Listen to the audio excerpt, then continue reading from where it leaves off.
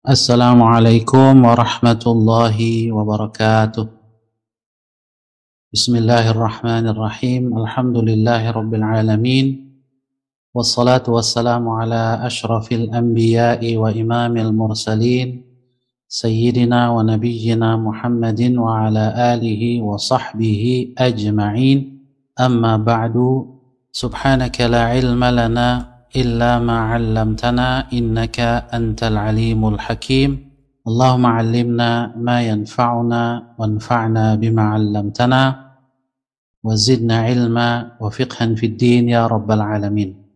Bapak Ibu, saudara-saudari, para peserta ngaji online Kitab Riyadhus Shalihin yang dirahmati Allah Subhanahu wa taala, insyaallah pada malam hari ini kita akan memasuki hadis yang ke-136 atau hadis yang ke-20 dari bab penjelasan tentang banyaknya jalan menuju kebaikan. Qala al-Imam an-Nawawi rahimahullahu taala wa nafa'ana bihi wa bi'ulumihi fid dharain. Berkata al-Imam an-Nawawi rahimahullahu taala, Al-Ishrun, hadis yang ke-20, anhu, darinya, maksudnya adalah dari Jabir bin Abdullah, karena hadis terakhir yang kita baca juga dari Jabir bin Abdullah. Qala, beliau berkata, arada Banu Salimata an yantaqilu qurbal masjidi. Banu Salimah ini salah satu kabilah atau suku yang tinggal di Madinah. Arada Banu Salimata ayyan taqilu, mereka ingin berpindah tempat tinggal mereka qurbal masjidi, ke dekat Masjid Nabawi, Masjid Rasulullah sallallahu alaihi wasallam. Fabalagha dzalika Rasulullah sallallahu alaihi wasallam, maka hal itu, berita tentang keinginan mereka ingin pindah rumah atau tempat tinggal ke dekat masjid sampai kepada Rasulullah sallallahu alaihi wasallam. Faqala lahum, maka beliau bersabda kepada Bani Salimah ini, innahu qad balaghani annakum turiduna an tantaqilu qurbal masjidi. Sesungguhnya telah sampai kepadaku berita bahwasanya kalian hendak berpindah ke dekat masjid. Faqalu, maka mereka berkata, menjawab, na'am ya Rasulullah, betul ya wahai Rasulullah. Qad aradna dzalik, sungguh kami menginginkan hal itu. Faqal, maka Rasul bersabda, Bani Salimah, wahai warga Bani Salimah, diyarakum, tetaplah tinggal di tempat tinggal kalian yang sekarang. Tuktab atharukum, niscaya langkah-langkah kaki kalian menuju masjid akan dicatat. Diyarakum tuktab atharukum. Dua kali Rasul bersabda demikian. Tetaplah tinggal di tempat kalian sekarang, niscaya langkah-langkah kalian ke masjid akan dicatat oleh Allah Subhanahu wa taala. Hadis ini rawahu Muslim, diriwayatkan oleh Al-Imam Muslim. Kemudian Al-Imam An-Nawawi rahimahullahu ta'ala menambahkan riwayat lain masih dari Imam Muslim. Wa fi riwayatin inna bi kulli khatwatin darajah. Sesungguhnya dengan setiap langkah ada derajat, ada tingkatan di surga.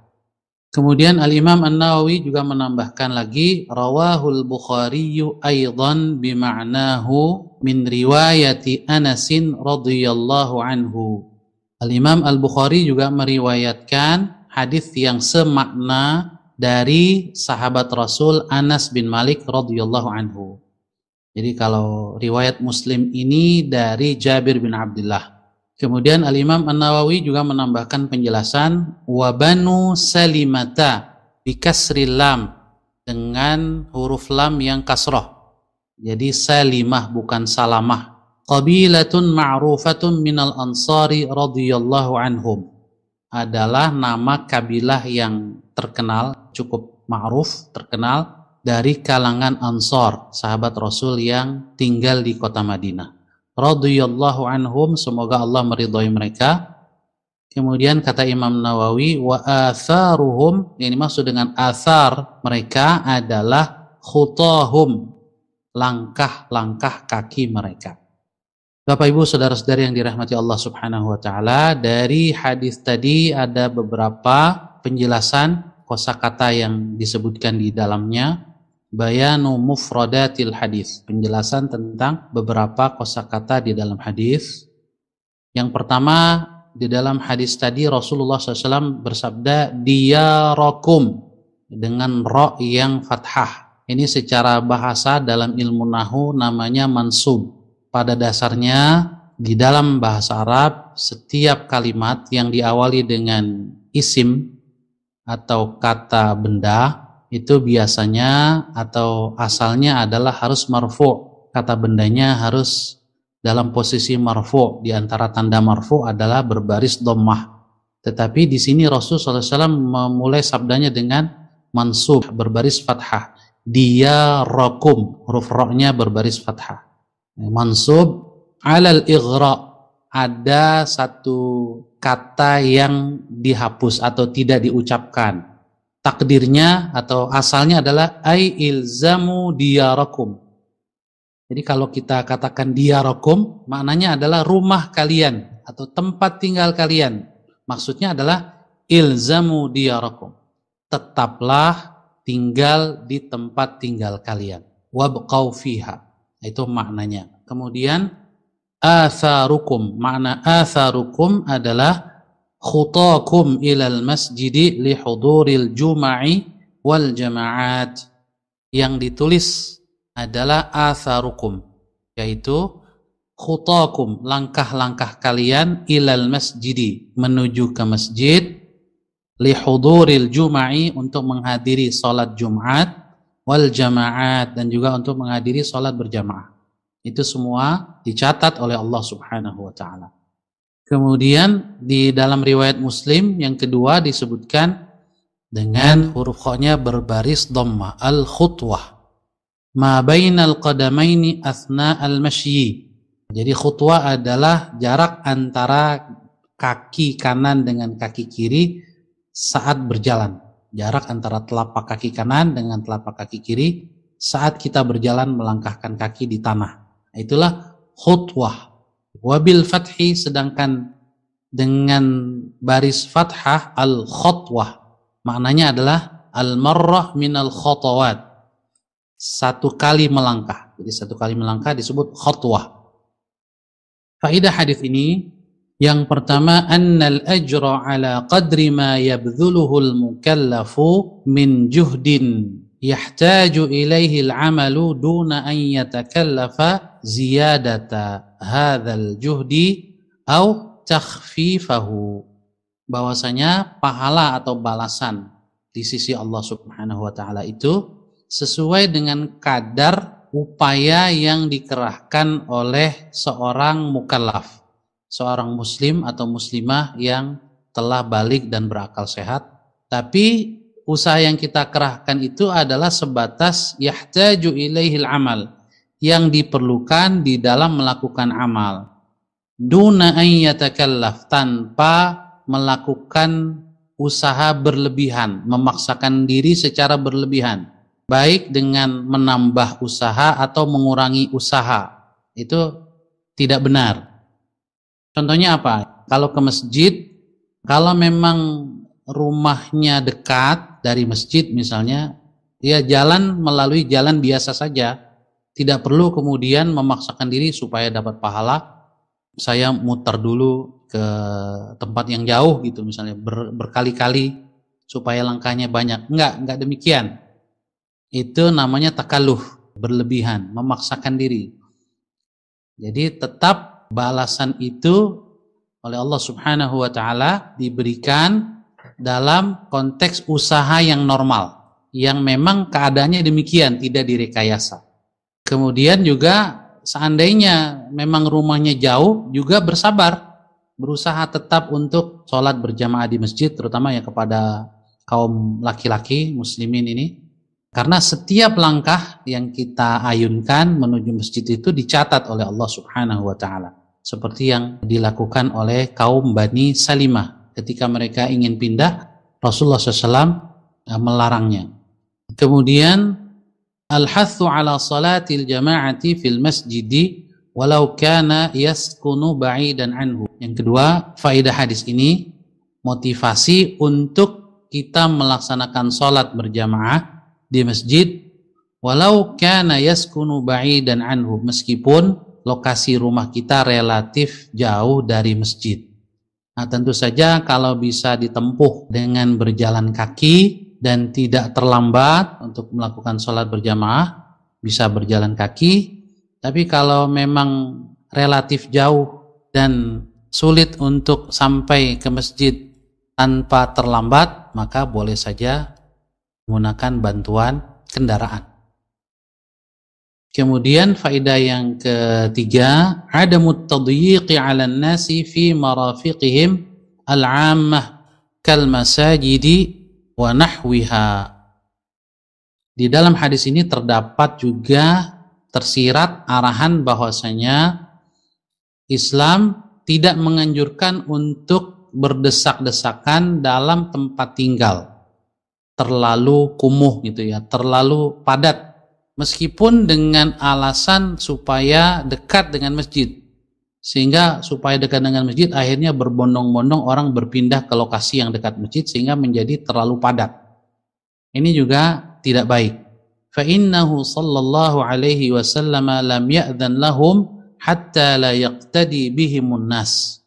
Oleh karena itu dalam hadis tadi Rasulullah sallallahu alaihi wasallam melarang Bani Salimah untuk pindah ke dekat Masjid Nabawi supaya jangan sampai yang lain nanti juga ikut-ikutan. Akhirnya terjadi perpindahan secara besar-besaran ke dekat Masjid Nabawi dan meninggalkan tempat tinggal atau asal tempat tinggal mereka. Nah, ini tidak baik. Wa yudayyiqu 'alal muslimina fi masjidihimun nabawi, sehingga sekitar masjid menjadi terlalu padat.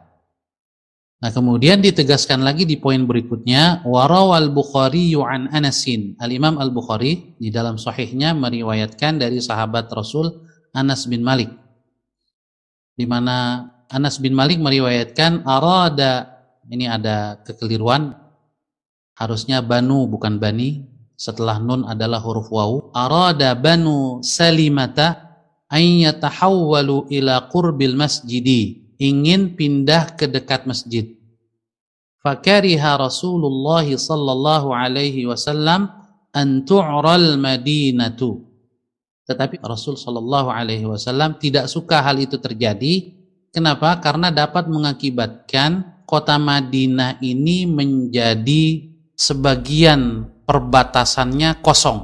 Tidak ada kaum muslimin di pinggir-pinggir kota Madinah yang bertempat tinggal di sana. Dan ini dari sisi keamanan, apalagi pada saat itu Madinah masih dalam perjuangan mempertahankan eksistensinya dari serangan kaum Quraisy Mekah, dan juga bahaya yang mengancam Madinah dari pihak musuh-musuh yang lain.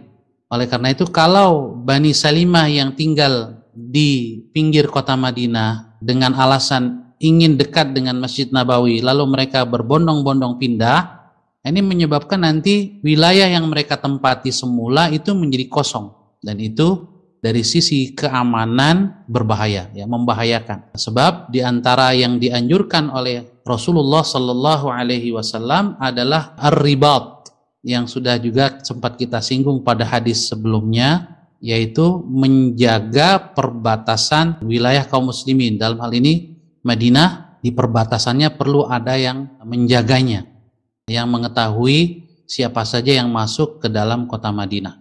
Jadi alasan Rasulullah Sallallahu Alaihi Wasallam melarang Banu Salimah untuk pindah ke dekat Masjid Nabawi tidak hanya ditinjau dari aspek spiritual, bahwa langkah kaki mereka ke masjid itu bisa memperbanyak nilai di sisi Allah Subhanahu wa taala, tetapi juga dengan pertimbangan aspek keamanan, di mana Anas bin Malik menyebutkan bahwa fakariha Rasulullah sallallahu alaihi wasallam an tu'ra al-Madinah. Rasul tidak suka wilayah-wilayah tertentu dari kota Madinah menjadi kosong, tidak berpenghuni lagi. Kalau dibiarkan Banu Salimah, disetujui mereka pindah, nanti yang lain juga bakalan ngikut.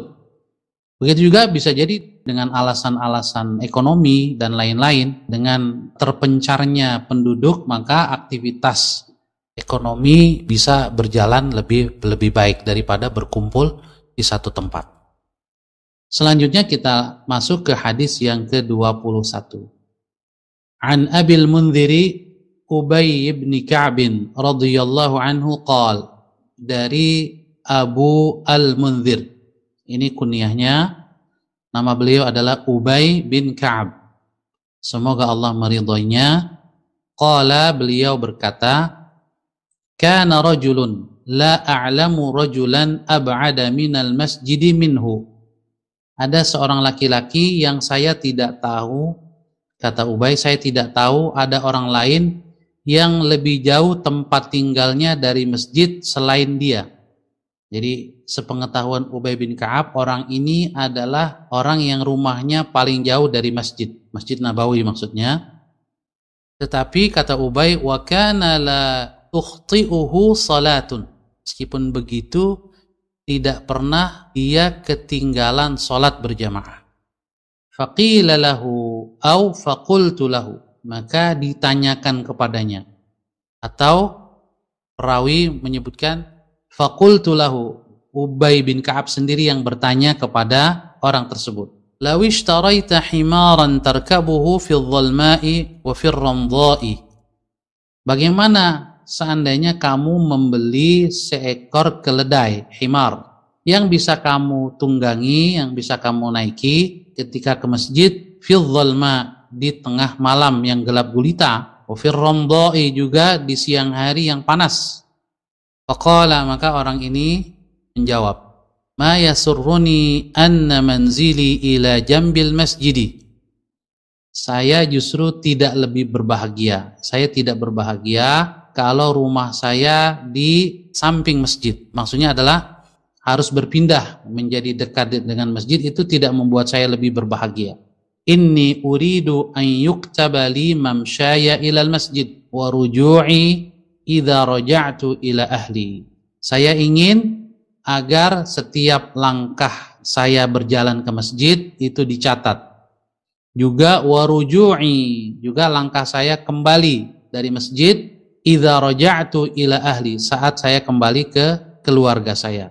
Mendengar jawaban ini, faqala Rasulullah sallallahu alaihi wasallam, maka Rasulullah sallallahu alaihi wasallam pun bersabda, qad jama'allahu laka dzalika kullah.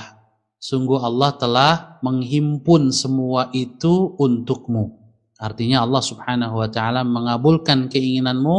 Allah catat langkah-langkahmu menuju masjid dan juga pulang dari masjid. Rawahu Muslim. Hadis ini diriwayatkan oleh Al-Imam Muslim. Wa fi riwayatin, dalam riwayat lain, Rasul bersabda, inna laka mahtasabta. Sesungguhnya bagimu apa yang kamu harapkan dari Allah subhanahu wa ta'ala.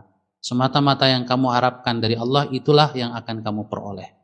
Lalu Al-Imam An-Nawawi menambahkan sedikit arti sebuah kata, yaitu ar-ramdha. Ini maksud dengan ar-ramdha'u al-ardul lati asabaha al-harrus syadid, yaitu wilayah atau tanah yang ditimpa oleh terik matahari sehingga menjadi panas terik, panas sekali. Dan kita bisa membayangkan situasi di sana, ya, di padang pasir, kalau sudah musim panas, betul-betul panas sekali. Dan kita bisa membayangkan perjalanan menuju masjid dalam situasi seperti itu. Oleh karena itu nilainya di sisi Allah subhanahu wa ta'ala sangat besar.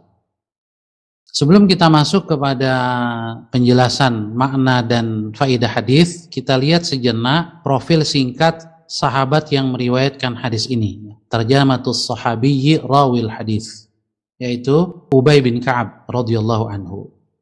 Beliau adalah Abul Munzir. Kunyahnya Abu Al-Munzir. Ini kunyah yang diberikan oleh Rasulullah sallallahu alaihi wasallam.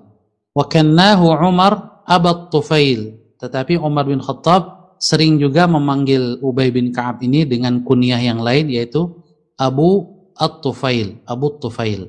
Nah, baik Munzir maupun Tufail ini adalah anak dari Ubay bin Ka'ab. Ini nama beliau Ubay bin Ka'ab bin Qais bin Ubaid bin Abdi Yazid bin Muawiyah bin Amr bin Malik bin An-Najjar Al-Ansari Al-Khazraji. Jadi beliau adalah sahabat Ansar dari suku Khazraj. Ada dua suku besar yang ada di Madinah yang kemudian masuk Islam menjadi sahabat Rasul, yaitu suku Aus dan suku Khazraj. Dua suku yang sebelumnya seringkali berperang, namun dengan kedatangan Rasulullah Sallallahu Alaihi Wasallam dan mereka masuk Islam, kedua suku ini menjadi bersaudara. Ubay bin Ka'ab ini dari suku Khazraj. Syahida Ubayyun al-Aqabah ats-tsaniyah. Ubay bin Ka'ab termasuk salah seorang sahabat yang mengikuti baiat Aqabah kedua. Fis sab'ina minal ansar, yang berjumlah kurang lebih 70-an sahabat Ansar yang mengikuti atau berjanji setia kepada Rasul pada baiat Aqabah yang kedua. Wa syahida Badran, beliau juga mengikuti Rasul dalam perang Badar. Wa ghairaha minal masyahidi ma'a Rasulillah sallallahu alaihi wasallam, dan juga seluruh pertempuran yang dipimpin oleh Rasulullah sallallahu alaihi wasallam. Nah, di antara keutamaan Ubay bin Ka'ab, di samping menjadi as-sabiqunal awwalun dan juga menjadi orang yang mengikuti perang Badar sehingga disebut Al-Badri, juga mengikuti baiat Aqabah dan seluruh jihad yang dilakukan oleh Rasul, beliau juga punya keutamaan. Salah satu di antaranya adalah beliau termasuk sahabat yang ahlul Quran, yang menjadi ahli di dalam Al-Quran, baik di dalam membacanya maupun di dalam memahami Al-Quran. Wabil khusus tentang membacanya, kalau kita merujuk kepada sanad para mukri atau para ahli Al-Quran, misalnya kalau ada orang yang menghafal Quran 30 juz, bersanad, berguru kepada guru, terus guru-gurunya sampai kepada Rasulullah SAW, biasanya diantara sanad para penghafal Quran itu sampai kepada Ubay bin Ka'ab sebelum kepada Rasul, diantaranya adalah sampai kepada Ubay bin Ka'ab radhiyallahu anhu. Jadi beliau termasuk Qurra'ul Quran wa Muqri'ul Quran, ahli Al-Quran yang meriwayatkan bacaan Al-Quran dengan benar dari Rasulullah Sallallahu Alaihi Wasallam. Al-Imam Al-Bukhari meriwayatkan dari sahabat Anas bin Malik radhiyallahu anhu, rawal Bukhari an Anas radhiyallahu anhu, qala an-nabiy sallallahu alaihi wasallam, di mana Rasulullah sallallahu alaihi wasallam bersabda li Ubay, kepada Ubay bin Ka'ab. Kata Rasul, innallaha amarani an aqra'a 'alaika lam yakunil ladzina kafaru min ahlil kitab. Sesungguhnya Allah Subhanahu wa taala telah memerintahkan aku untuk membacakan khusus kepadamu wahai Ubay bin Ka'ab surah lam yakunil ladzina kafaru, surah Al-Bayyinah. Jadi saat surah ini turun kepada Rasulullah sallallahu alaihi wasallam, kemudian Allah memerintahkan beliau untuk mengajarkan khusus kepada Ubay bin Ka'ab. Mendengar sabda Rasul ini, sahabat Ubay bertanya kepada Rasulullah, wasamani ya Rasulullah, apakah Allah menyebut namaku? Qala na'am. Rasul menjawab, ya, Allah menyebut namamu. Fabaka, maka Ubay pun menangis. Ya, menangis bahagia tentunya, terharu bagaimana seorang hamba yang dhaif, seorang hamba yang lemah disebut namanya oleh Rabbul Alamin. Tentunya ini sebuah kemuliaan yang tinggi di sisi Allah Subhanahu wa taala. Ini diantara manaqib atau keutamaan sahabat Ubay bin Ka'ab radhiyallahu anhu. Kemudian juga rawa an Rasulillah sallallahu alaihi wasallam mi'ata haditsin wa arba'ah wa sittina haditsan. Tercatat beliau meriwayatkan 164 hadis dari Rasulullah sallallahu alaihi wasallam. Ittafaqa minha ala thalathah. Ada 3 hadis yang muttafaqun alaih, di mana Al-Imam Al-Bukhari dan Al-Imam Muslim meriwayatkannya dari Ubay bin Ka'ab. Wanfarada al-Bukhari bi thalatha. Sementara yang hanya diriwayatkan oleh Imam Bukhari saja juga ada 3 hadis. Wa Muslimun bi sab'ah, dan yang diriwayatkan oleh Imam Muslim saja ada 7 hadis. Tuwfiya bil Madinati wa dufina biha. Sahabat Ubay bin Ka'ab ini wafat di kota Madinah dan dimakamkan juga di Madinah. Qila sanata 30 fi khilafati Utsman, yaitu sekitar tahun 30 Hijriah di masa pemerintahan atau kekhilafahan Utsman bin Affan radhiyallahu anhu. Qala Abu Utsman al-Asfahani wa huwa sahih. Abu Utsman al-Asfahani, salah seorang ulama sirah, mengatakan wa huwa sahih, inilah yang lebih tepat. Ada beberapa riwayat tentang tahun wafatnya Ubay bin Ka'ab, tapi menurut Abu Utsman al-Asfahani ini riwayat yang lebih akurat. Selanjutnya Bapak Ibu saudara-saudari yang dirahmati Allah, kita lihat bayanu mufradatil hadis, penjelasan tentang beberapa kosakata di dalam hadis. Yang pertama, la tukhti'uhu salatun, ay la tafutuhu salatun ma'al jama'ati fil masjid. Maknanya adalah tidak tertinggal salat berjamaah di masjid. Jadi meskipun rumahnya paling jauh, tapi sahabat ini tidak pernah tertinggal salat berjamaah di masjid. Lalu al-zalma, yang dimaksud dengan al-zalma ay al-lailatis syadidatiz zalmah, malam yang sangat gelap. Biasanya kalau tidak ada cahaya bulan di awal bulan atau di akhir bulan, ini gelap. Kemudian ihtasabta, ini maksud dengan ihtasabta ay amiltahu talaban liwajhillahi ta'ala. Ihtisab maknanya adalah kita hanya mengharapkan keridhaan Allah subhanahu wa ta'ala dan semua yang berasal dari Allah subhanahu wa ta'ala. Ini namanya ihtisab. Seperti hadis tentang puasa Ramadan yang sering kita dengar, man shama ramadhana imanan wahtisaban. Jadi yang berpuasa Ramadan dengan motivasi iman dan ihtisab. Ihtisab adalah semata-mata mengharap balasan atau ridha dari Allah subhanahu wa ta'ala. Faidah hadis ini, di samping faidah hadis sebelumnya, bisa dijadikan juga faidah hadis ini karena ada kemiripannya. Tambahannya adalah annal insana yu'jaru ala fi'lihi hasba qasdihi wa niyatihi, bahwa seorang manusia yang beriman itu akan diberi balasan oleh Allah atas amalnya, atas perbuatannya, tergantung pada tujuan dan niat. Jadi Rasul sallallahu alaihi wasallam mengatakan di dalam hadis ini, innalaka mahtasabta, sesungguhnya untukmu apa yang kamu harapkan dari Allah subhanahu wa ta'ala. Balasan itu sangat bergantung kepada tujuan dan niat. Oleh karena itu, marilah kita selalu menjaga tujuan mulia kita dalam setiap beramal dan juga niat kita. Nah, di sini penulis kitab Nuzhatul Muttaqin menyebutkan 2 istilah, al-qasdu dan an-niyah. Al-qasdu itu tujuan secara umum, niat itu lebih spesifik, biasanya niat terkait dengan amal tertentu dan dia dipasang di dalam hati saat memulai beramal. Kalau tujuan itu lebih umum, bisa dimantapkan sebelum kita melakukan amal. Tapi kalau niat itu biasanya disebut niat kalau dia diiringi dengan awal mula beramal atau awal mula amal diiringi dengan niat. Terakhir di malam hari ini kita masuk ke hadis yang ketiga atau hadis ke-138 atau hadis ke-22 pada bab penjelasan tentang banyaknya jalan menuju kebaikan. Ats-tsani wal 'ishrun.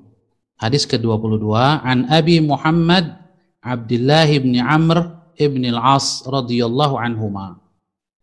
Dari Abu Muhammad, yaitu Abdullah bin Amr bin al-As, semoga Allah meridhoinya. Qala, beliau berkata, qala Rasulullah sallallahu alaihi wasallam, telah bersabda Rasulullah sallallahu alaihi wasallam, arba'una khaslatun, ada 40 amal atau 40 perbuatan, a'laha manihatul anzi. Dari 40 perbuatan ini, yang paling tinggi adalah memberikan manihatul anzi. Apa itu manihatul anzi? Nanti kita lihat. Jadi yang 39 di bawahnya. Nah, apapun yang dilakukan dari 40 amal ini, sekecil apapun, ma min amilin ya'malu bi khoslatin minha. Salah satunya kalau dilakukan oleh seorang muslim yang beramal, raja'a thawabiha, dengan mengharap balasan dari amal tersebut dari Allah Subhanahu wa taala, wa tasdiqa mau'udiha, dan membenarkan janji yang terkait dengan amal ini, janji dari Allah dan Rasulnya, illa adkhalahu Allahu bihal jannah, maka Allah pasti akan memasukkannya dengan amal ini ke dalam surga. Rawahul Bukhari. Hadis ini diriwayatkan oleh Al-Imam Al-Bukhari. Nah, ini ada 40 amal. Paling tingginya itu disebutkan oleh Rasul amal yang sederhana. Berarti 39-nya lebih sederhana lagi, lebih mungkin dianggap remeh lagi. Tapi kata Rasulullah SAW, kalau 40 amal ini, ya, salah satunya diamalkan dengan ikhlas, dengan motivasi iman tentu saja oleh seorang muslim, maka itu bisa menyebabkan masuk surga. Kemudian Al-Imam An-Nawawi menjelaskan yang dimaksud dengan al-manihatu, manihatul anzi, an yu'tiyahu iyyaha liya'kula labanaha thumma yaruddaha ilaih, yaitu seseorang yang memiliki kambing betina. Anz ini kambing betina, tapi bukan domba, kambing biasa. Orang yang memiliki kambing betina, lalu kambing ini dalam keadaan masih banyak susunya, lalu dipinjamkan kepada saudaranya yang membutuhkan, dan saudaranya ini kemudian mengambil, memanfaatkan susu kambing tersebut sampai habis. Nah, setelah habis baru dikembalikan lagi kepada yang punya. Nah, jadi itu yang disebut dengan manihatu anzin atau manihatul anzi. Nah, ini yang paling tinggi yang disebutkan oleh Rasul dari 40 amal. 39-nya tidak disebutkan. Rasul hanya menyebutkan yang paling tingginya. Nah, tentu saja yang 39-nya lebih rendah lagi, tapi tidak disebutkan oleh Rasul.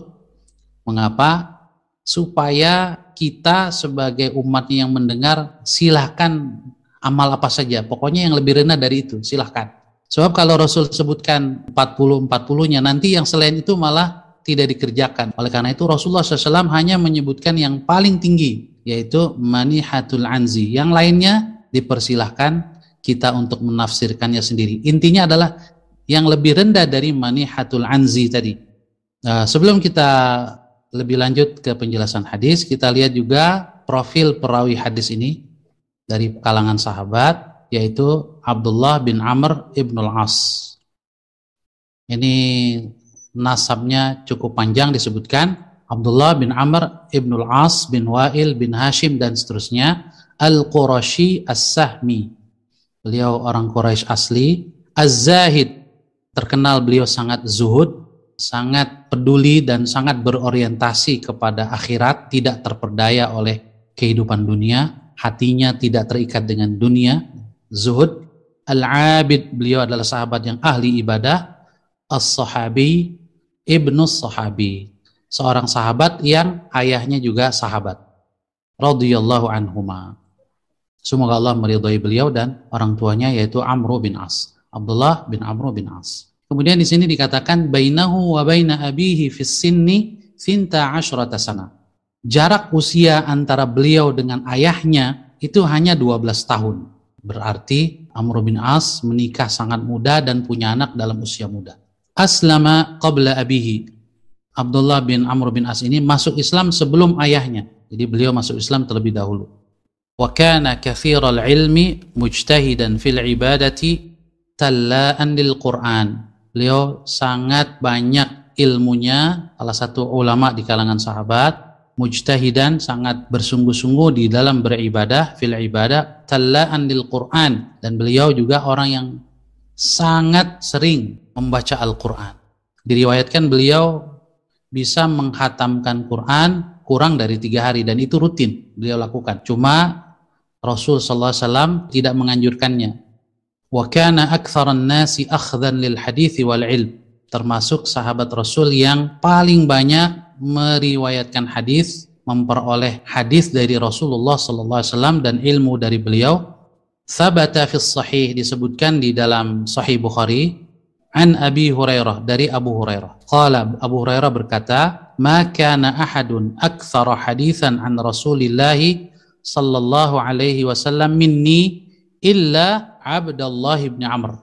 Kata Abu Hurairah, setahu saya tidak ada sahabat Rasul yang lebih banyak riwayat hadisnya daripada saya, kecuali Abdullah bin Amr bin As, dia lebih banyak dari saya. Lalu kata Abu Hurairah, kana yaktubu wa la aktub, beliau menulis sementara saya tidak menulis. Ruya lahu an Rasulillah sallallahu alaihi wasallam 700 hadis. Tetapi yang tercatat oleh para ulama hadis bahwa Amr bin As ini meriwayatkan hanya 700 hadis, jauh lebih sedikit daripada Abu Hurairah. Abu Hurairah itu 5.000-an hadis yang beliau riwayatkan dari Rasul yang tercatat. Nah, salah satu sebabnya kata para ulama karena perbedaan tinggal. Abu Hurairah itu tinggalnya di Madinah dan Madinah menjadi pusat tujuan para perawi hadis, sementara Abdullah bin Amr bin As tinggalnya di Mesir. Orang yang mencari menuntut ilmu tentang hadis Rasul lebih sedikit, sehingga yang diriwayatkan dari Abdullah bin Amr bin As tercatat lebih sedikit.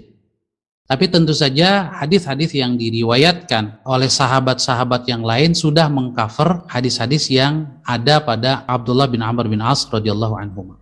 Tercatat beliau meriwayatkan 700 hadis. Dari 700 itu yang disepakati muttafaqun alaih oleh Imam Bukhari dan Imam Muslim ada 17 minha, ada 17 hadis. Wan faradal Bukhariyu bi thamaniyah, sementara yang diriwayatkan oleh Al-Imam Bukhari saja tanpa Muslim ada 8, dan yang diriwayatkan oleh Imam Muslim saja ada 20 hadis.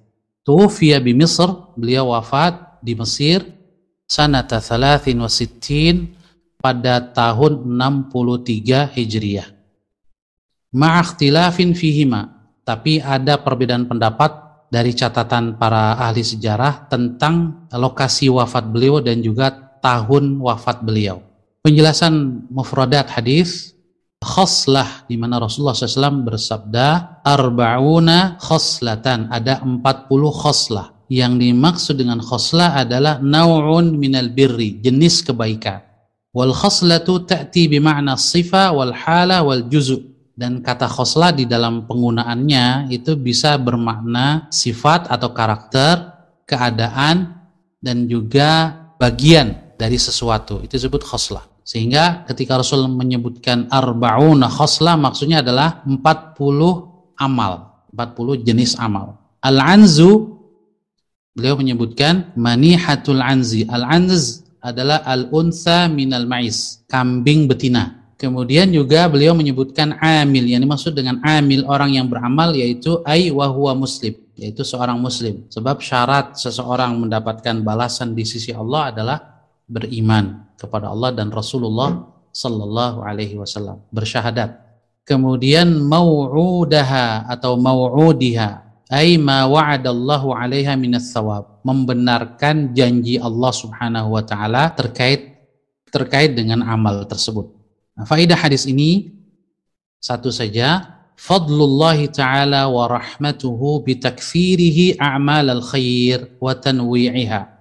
Betapa besarnya karunia Allah dan rahmatnya, di mana Allah Subhanahu wa ta'ala memperbanyak jenis-jenis amal kebaikan dan memvariasikannya, sampai yang kecil pun dicatat sebagai amal kebaikan yang bisa menyebabkan kita masuk surga. Nah, ini satu karunia Allah yang besar, bahwa seorang muslim itu untuk mendekat kepada Allah pintunya luas. Tidak hanya dengan amal-amal besar, tapi amal-amal kecil bisa dia manfaatkan untuk mendekat kepada Allah, untuk meraih ridho Allah Subhanahu wa ta'ala. Nah, yang harus dia usahakan lebih dahulu tentunya adalah pelaksanaan kewajiban dan meninggalkan yang haram. Adapun setelah yang wajib dia lakukan dan yang haram dia tinggalkan, maka untuk mendekatkan dia kepada Allah, mendekatkan dia kepada surga Allah, betapa banyak amal-amal yang bisa dilakukan, sekecil apapun.